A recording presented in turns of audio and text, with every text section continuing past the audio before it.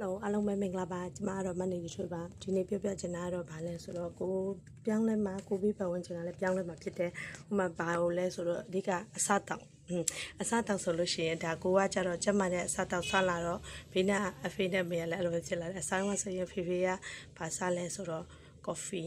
coffee ဆိုလဲတည်တဲ့အတိုင်းအိမ်မှာရှိတဲ့ premium ဆို premium အဲ့လိုတောက်တာနောက်ကြတော့ဗာလဲဆိုသူလဲစီချိုတွေးချိုရမှာကြောက်တော့ဘာပဲတောက်ဖြစ်တော့လဲဆိုတော့လုံးဝဟိုလို coffee ဆက်ဟိုအဲ့ဒါတောက်ဖြစ်လာတယ်ပြီးတော့ထမင်းစားတောက်မှကြတော့လဲဘာဖြစ်လာလဲဆိုတော့ထမင်းကိုထမင်းကတော့စားလို့စားဖြစ်ကြတယ်ဒါပေမဲ့အသီးအနှံအရွက်ပြီးရင်အသားကတော့ဗာလဲဆိုငါးရယ်ကြက်သားရယ်ငဖက်ရယ်ဒီ၃မျိုးပဲစားတာဖြစ်တဲ့အတွက်မေမေနဲ့ညှိရတာပေါ့မေမေချက်တဲ့ဟင်းချလိုက်အရွက်ဆိုလဲအရွက်ပိုင်းပြီးတော့အဓိကဟိုကတော့ဆိုင်ခိုင်မြတော့နည်းနည်းဝင်းချုပ်တော့မကြီးဖြိုရစိန်၃ယောက်လုံးအတွက်အဆင်ပြေတဲ့ဟာဒါကိုအဆင်ပြေတဲ့ဟာလှုပ်လိုက်ကြတယ်အဲ့ဒါဘာဖြစ်လဲဆိုတာကျမရေးအတွက်လည်းအဆင်ပြေလာတယ်ဒီနေ့မျှဝေချင်တာကကျမနေတိုင်းစောစောနိုးတယ်ဒါကလူတွေကလူတွေဆိုလဲနေတိုင်းတော့ join ပြပေးမယ်နိုးတဲ့အချိန်နိုးတယ်မနိုးတဲ့အချိန်မနိုးဒါပေမဲ့ဒီနေ့ကျတော့ဘာဖြစ်လာလဲဆိုကိုထက်တောင်စောနေကြတယ်ကိုထက်တောင်စောနေရဆိုကိုဆိုအများအားဆို3နိုင်ခွဲဆိုနိုးပြီပဲလေဒါသူတို့ကလူတွေမရောက်သေးတော့ကိုလည်းမဝယ်မှုလေ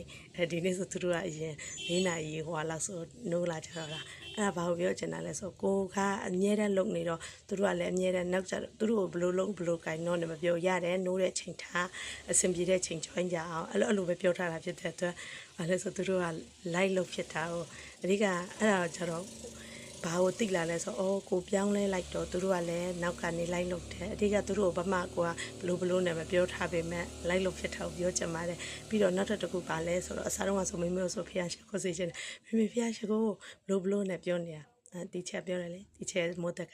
သမီးအဲ့လိုမျိုးမပြောနဲ့အဲ့လိုမပြောဘဲနဲ့ကိုကအရင်ပြောင်းလဲကြည့်လိုက်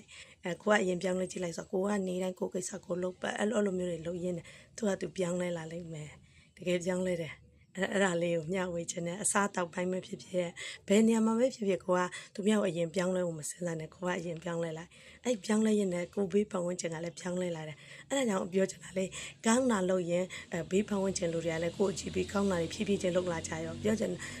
ချက်ချင်းကြီးတော့မရဘူးဒါပေမဲ့ဖြည်းဖြည်းချင်းတော့ပြောင်းလဲလိမ့်မယ်အဲ့ဒါဖြစ်တဲ့ကိုကအရင်စားထားနဲ့အဲ့တော့နောက်ကလူတွေလိုက်လာလိမ့်မယ်စိတ်မပူနဲ့လို့အဲ့ဒါလေးကိုမျှဝေခြင်းဖြစ်ပါတယ်ကျေးဇူးတင်ပါတယ်အဲ့ဆိုဘာဖြစ်လာမလဲဆိုကျမ်းမာတဲ့လူတွေ